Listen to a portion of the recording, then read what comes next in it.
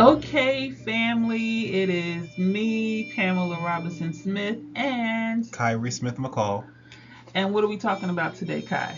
where today's subject will be physical wellness.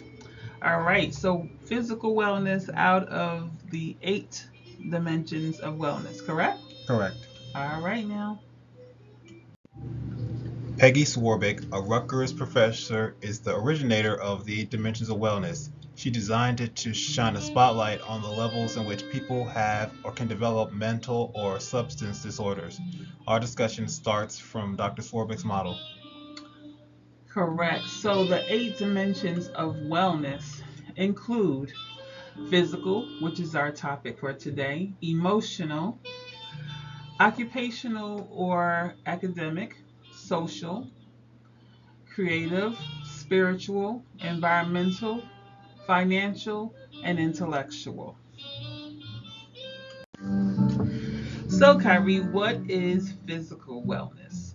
To answer your question, it is the actions that we take with regards to either obtaining or maintaining maximum health capacity. These goals include tasks to prevent major medical issues such as heart disease and diabetes, just to name a few. So, activities also help to strengthen our cardiovascular and our musculoskeletal systems. At peak optimal health, daily goals and activities are easier to perform with little to no fatigue and completion. So, we got to move our bodies to maintain physical wellness, correct? Correct. And especially when we know we have a family history of, say, heart disease or diabetes. There are benefits. So, good physical wellness can result in risk reduction of disease. A study shows that 80% of older adults have at least one chronic medical condition. So the effects of disease can be also be lower life quality, financial impact, as well as more frequent fatigue and movement issues. Healthy physical wellness can also affect you mentally, reducing thoughts of depression along with anxiety. It can also be a good alternative to depression medication or therapy. Fitness benefits include strong bones and muscles. It can reduce the risk of injury and the ability to perform physical activities for a longer duration time. So, I can attest to this because as I've gotten older, I have not moved as much, but I'm working on it. But because I haven't moved as much, I have more aches and pains. And so, one of my goals is to improve my physical wellness. Do you exercise? Yes, it's something that I wanted to mention. I recently implemented a weekly exercise program where I at least exercise maybe half an hour, 6 days a week, and usually whether it be a certain part of the body and just focus on that for half an hour between 30 to 45 minutes just to stay active. That's excellent. I think my next step is I want to start to go to the pool and move around more because I've heard that when you're in the water, it's less impact on your bones. Well, do it now before it gets too cold. Okay. With regards to physical wellness connections, if you're not feeling up to par physically or burdened by the trials of life, your emotional wellness can be at stake. Physical fatigue can evolve into mental fatigue, and the result is reduced brain power to regulate emotional health. Spiritual crisis can also be in danger, with a potential life crisis bound to happen. Physical wellness and occupational wellness can be intertwined with one another. If you are physically well, it results in higher productivity and could result in better performance. So, what I'm seeing here and what we've read in this article is that physical wellness connects to the other dimensions of wellness. Correct? Correct. All right. And now we're getting into the meat of our presentation, which is 9 ways to improve physical wellness. All right. 9 ways that I, your mother, can improve physical wellness. Yes. All right. I'm looking forward to this. Tip number 1 is keep your body at a healthy weight. It's commonly known that both obesity and anorexia are problematic conditions that cause physical health issues. It is key to find an ideal healthy weight for you because it varies from person to person.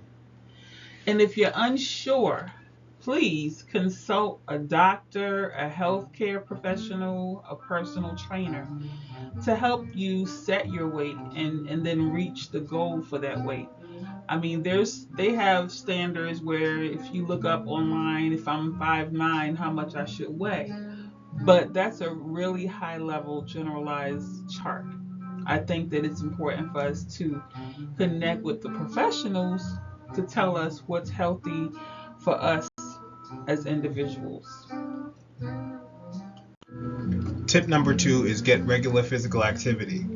Regular exercise is paramount if you want to maintain health in the long run. We should perform exercises on a daily basis, and activities such as walking can help us because some exercise is better than none. So, Kyrie, tell me what you just told us that you exercise throughout the week. What type of physical activity do you do? Usually what I do is I have dumbbells at home, and usually I would work out with the dumbbells. I look online to see various exercises that I can try, and I try to implement what I see online and do on a regular basis. That's good. I know that when I was more physically active, I enjoyed things like yoga, I enjoyed boxing, and once upon a time, some while ago, I actually enjoyed karate. So your activities are inspiring to me. So, tip number 3, moderate intensity inclusion. And when we talk about that, it's the pace in which we do exercises. So, these exercises get your heart rate up. It pushes your heart harder, which in turn makes it stronger. So, things like brisk walking or swimming or bike riding, they always tell you, they meaning professionals, that for the exercise to really benefit you, you need to get your heart rate up and break a sweat. Otherwise, it's not enough activity to challenge your heart. Mhm. But always consult your professional, your doctor, before doing so. Yes, just a PSA. Tip number 4 is vigorous physical activities. Some ways that you can help improve your physical health, that includes partaking in vigorous workouts once or twice weekly. That can be beneficial for you. An example of this is called high intensity interval training. Another example includes running. P.S. Inform your doctor about this change if you have any medical issues, injuries, or challenges. We don't want you to hurt yourself. And so, my son picked a video, Let's Get Physical, which he wasn't even alive when this song was out. I was. And it was one of my favorite songs. Olivia Newton-John, Let's Get Physical. And I think this song encouraged a lot of people back then to get physical. And, I think that even though she intended it for entertainment, it worked. Tip number 5 is strength training. Muscle building is also a part of physical wellness. Set a weekly goal to perform resistance training, aka strength training, exercises 2 to 4 times a week. However, we should stress that if you do strength training, the best thing for you to do is that at least give yourself at least 24 hours to rest before you resume your exercises. And if you decide to go to the next level, which is weightlifting, it'd be wise to give yourself at least 48 hours of rest. Yes, because your muscles need to rebuild themselves and repair themselves, because whenever we were pushing ourselves, they're challenged. So we have to give them a moment to get back and then go back after that period of time to do more strength training.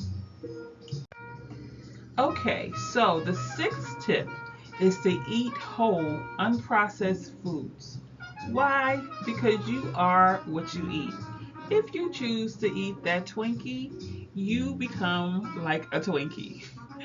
Whole, unprocessed foods will give you the necessary nutrients while also warding off unhealthy substances that are in processed foods.